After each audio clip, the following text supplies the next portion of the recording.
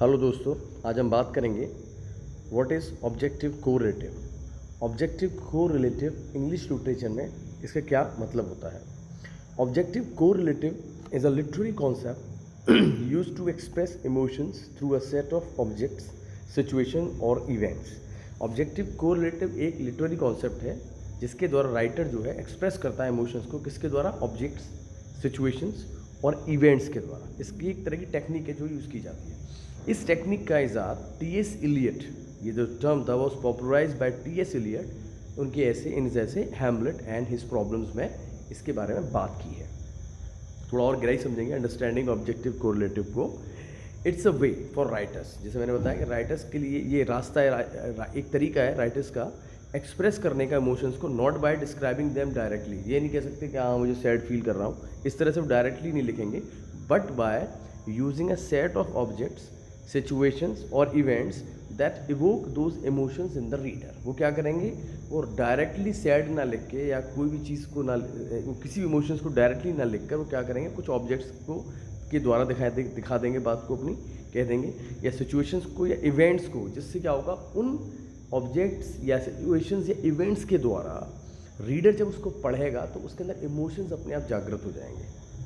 That is the objective correlative. जैसे image के अंदर आप देख सकते हैं कि एक सी है जिसके अंदर काफ़ी ज़्यादा वेव्स दिखाई दे रही हैं, बहुत ज़्यादा रैपिड है, उसमें समुद्र के अंदर बने हुए हैं, और ऐसे ही एक मुरझाया हुआ पौधा है। ये दोनों जो है राइटर जब इनको देता है, दिखाता है अपनी बुक में, स्टोरी के अंदर, तो ये एक्सप्रेस क्या करता है? ये लोनलीनेस को या सैडनेस को एक्सप्रेस करता है, और रीडर जो है इसको पढ़ेगा तो इसको देखते ही समझ जाएगा कि यहाँ पर राइटर क्या कहने की कोशिश करता है। दैट इज़ ऑब्जेक्टिव कोरिलेटिव होता है। ऐसे ही यहाँ पर एक व्यक्ति बैठा हुआ है कुर्सी पर, बहुत सैड फील कर रहा है, बारिश हो रही है, ये दोनों ही चीज़ें एक्सप्रेस कर रही हैं, सैडनेस को, लोनलीनेस को।